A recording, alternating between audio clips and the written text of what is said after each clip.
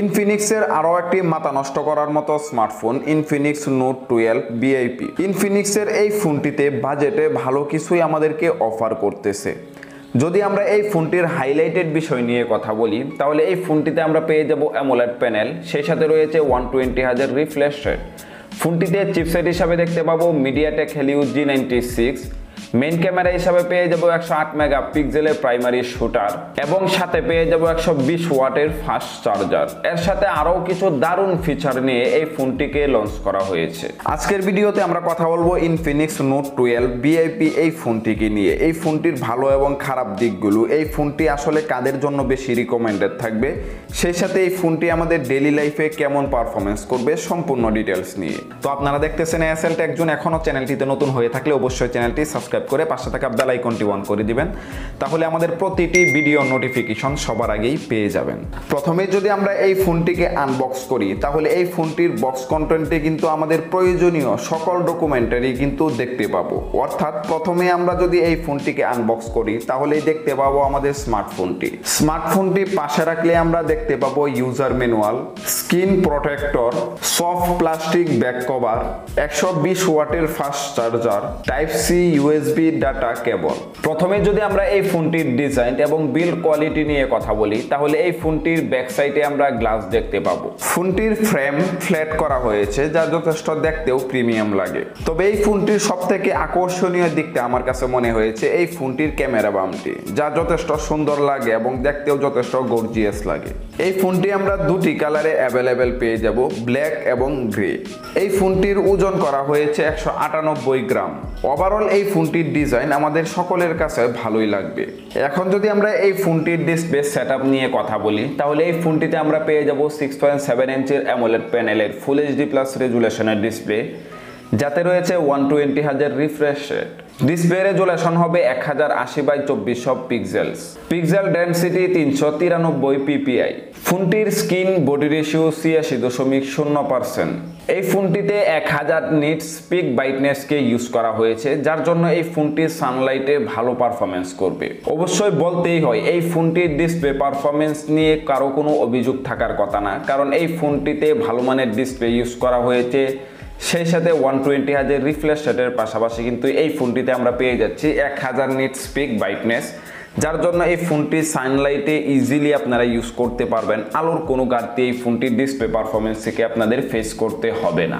এখন যদি আমরা এই ফোনটির পারফরমেন্স নিয়ে কথা বলি তাহলে এই ফোনটিতে আমরা পেয়ে যাব অ্যান্ড্রয়েড 12। কাস্টম ইউআই হিসাবে এই ফোনটিতে ইউজ করা হয়েছে XOS 10.6। এই ফোনটিতে চিপসেট হিসাবে পেয়ে যাব মিডিয়াটেক হেলিও G96, যার জিপিইউ হিসাবে রয়েছে মালি G57 MC2। অনেকেই বলতেই পারেন এই ফোনটিতে কোয়ালকম স্ন্যাপড্রাগনের কোনো প্রসেসরকে ইউজ করা হলে ওভারঅল পারফরমেন্স আরও ভালো হতো। তবে এই ফোনটিতে কিন্তু মিডিয়াটেকের একটি প্রসেসরকে ইউজ করা হয়েছে। আমরা অনেকেই জানি যে বর্তমানে কোয়ালকম স্ন্যাপড্রাগনের এমন কিছু প্রসেসর আছে যেগুলো কম বাজেটের স্মার্টফোনগুলোতে আমরা দেখতে পাই, তবে আমাদের ডেইলি লাইফে ভালো পারফরমেন্স করে না। তবে ইদানিং কিন্তু মিডিয়াটেকের যে প্রসেসরগুলো আছে সেগুলো কিন্তু দিন দিন কিন্তু ভালোই পারফরমেন্স করতেছে এবং মার্কেটগুলোতে ভালোই সাড়া ফেলতেছে, কারণ বর্তমানে মিডিয়াটেকের প্রসেসরগুলোকে আরও ভালোভাবে কাস্টমাইজ করা হচ্ছে, তারপর আমাদের বিল্টিংভাবে স্মার্টফোনগুলোতে দেওয়া হচ্ছে, যার জন্য পারফরমেন্স অনেকাংশেই কিন্তু বেটার পাওয়া যাচ্ছে। তবে আশা করা যায় এই ফোনটি গেমারদেরকে বেশি হতাশ করবে না, গেমিংয়ের দিক থেকেও এই ফোনটি ভালো পারফরমেন্স করবে।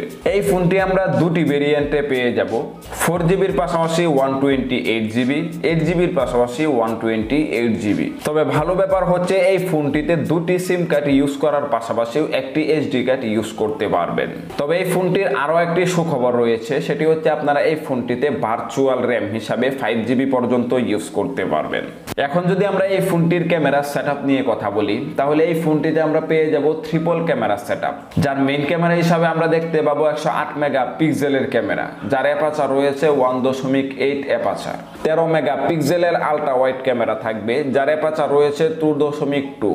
আরও একটি 2 মেগাপিক্সেলের ডেপথ সেন্সর ক্যামেরা থাকবে, যার অ্যাপারচার রয়েছে 2.4। ফোনটির ক্যামেরা রেজুলেশন হবে 12,000 ইন্টু 9,000 পিক্সেলস। তবে এই ফোনটির একটি বিষয় আপনাদেরকে হতাশ করবে, সেটি হচ্ছে এই ফোনটি দিয়ে কিন্তু আপনারা 4K তে ভিডিও শ্যুট করতে পারবেন না। এখানে সর্বোচ্চ আপনারা 2K রেজুলেশনে যে কোনো ভিডিওকে শ্যুট করতে পারবেন। যারা বিশেষ করে ক্যামেরা লাভার রয়েছেন তাদেরকে এই বিষয়টা কিছুটা হতাশ করবে। এর পাশাপাশি কিন্তু এই ফোনটির ক্যামেরা পারফরমেন্স কিন্তু যথেষ্ট ভালো। ভিডিওগ্রাফিক দিক থেকে এখানে 4K তে দিলে আরও কিন্তু ভালো পারফরমেন্স করতো। এই ফোনটিতে সেলফি ক্যামেরা হিসাবে ইউজ করা হয়েছে 16 মেগাপিক্সেলের ক্যামেরা। এখন যদি আমরা এই ফোনটির ব্যাটারি ক্যাপাসিটি নিয়ে কথা বলি, তাহলে এই ফোনটিতে 4500 মিলিঅ্যাম্পের ব্যাটারিকে ইউজ করা হয়েছে, যার সাথে রয়েছে 120 ওয়াটের ফাস্ট চার্জার। যে চার্জারটি দিয়ে আপনার স্মার্টফোনটিকে ফুল চার্জ করতে সময় লাগবে 17 মিনিটের মতো। তবে এই দিকটা কিন্তু অবশ্যই প্রশংসার যোগ্য, 120 ওয়াটের চার্জারকে এই ফোনটিতে ইউজ করার কারণে। এখন যদি আমরা এই ফোনটির প্রাইস নিয়ে কথা বলি, তাহলে বর্তমানে আপনারা অনেকেই অবগত আছেন বর্তমান সময়ে মার্কেটগুলোতে যে ফোনগুলোর প্রাইস ছিল 20,000, সেগুলো কিন্তু 23 থেকে 24,000 টাকায় বিক্রি হচ্ছে। অর্থাৎ প্রতিটা স্মার্টফোনে কিন্তু 2 থেকে 3,000 4,000 টাকা পর্যন্ত কিন্তু বেশি দিয়ে বিক্রি হচ্ছে। সেক্ষেত্রে স্মার্টফোনগুলো এখন কিনতে গেলে কিন্তু প্রাইসটা কিছুটা হলেও বেশি পড়বে। তবে ধারণা করা হচ্ছে ইনফিনিক্স নোট 12 ভিআইপি এই ফোনটি 30,000 টাকার আশেপাশেই বাংলাদেশের মার্কেটগুলোতে অ্যাভেলেবেল পাওয়া যাবে। এখন যদি আমরা কথা বলি এই ফোনটি আসলে আমাদের জন্য কেমন হবে, দেখেন এই ফোনটিতে কিন্তু আমরা অ্যামোলেড প্যানেলের ডিসপ্লে পেয়ে যাচ্ছি, যাতে রয়েছে 120 hertz refresh rate. Display performance কিন্তু এই ফোনটির ওয়াসাম এক কথাই। পারফরমেন্স হিসাবেও কিন্তু এই ফোনটিতে চিপসেট হিসাবে দেখতে পাবো মিডিয়াটেক হেলিও G96, যেটি কিন্তু যথেষ্ট ভালো একটি চিপসেট। গেমিং এর ক্ষেত্রেও কিন্তু এই ফোনটির পারফরমেন্স কিন্তু অনেক ভালোই পাওয়া যাবে। ক্যামেরার দিক থেকেও এই ফোনটির পারফরমেন্স যথেষ্ট ভালো রয়েছে, 108 মেগাপিক্সেলের প্রাইমারি শুটার। তবে এখানে একটি বিষয় হতাশ করবে, আগেই আমি বলছিলাম যে এই ফোনটিতে 4K অপশনটি দেওয়া হয়নি। 2K রেজুলেশনে এই ফোনটি দিয়ে আপনারা ভিডিও শুট করতে পারবেন। এছাড়াও এই ফোনটিতে 4500 মিলিঅ্যাম্পের ব্যাটারি পাশাপাশি 120 ওয়াটের ফাস্ট চার্জারকে ইউজ করা হয়েছে। ওভারঅল দিক থেকে যদি আমরা লক্ষ্য করি, তাহলে এই ফোনটি বাজেট অনুযায়ী ভালো একটি কনফিগারেশন আমাদেরকে অফার করতেছে। এর পাশাপাশি কিন্তু এই ফোনটির পারফরমেন্সটাও যথেষ্ট ভালো। তো আমাদের মধ্যে যারা ইনফিনিক্স লাভার রয়েছেন তারা কিন্তু নিয়ে নিতে পারেন ইনফিনিক্স নোট 12 ভিআইপি এই ফোনটিকে। যদি ভিডিওটি ভালো লাগে অবশ্যই ভিডিওতে একটি লাইক দিয়ে দিবেন। কোনো কিছু জানার থাকলে সেটি আমাদের কমেন্ট বক্সে লিখে নেবেন। প্রতিটি কমেন্টে রিপ্লাই দেওয়ার ট্রাই করি। পরবর্তীতে দেখা হচ্ছে আবারও নতুন একটি ভিডিও নিয়ে। আল্লাহ হাফেজ।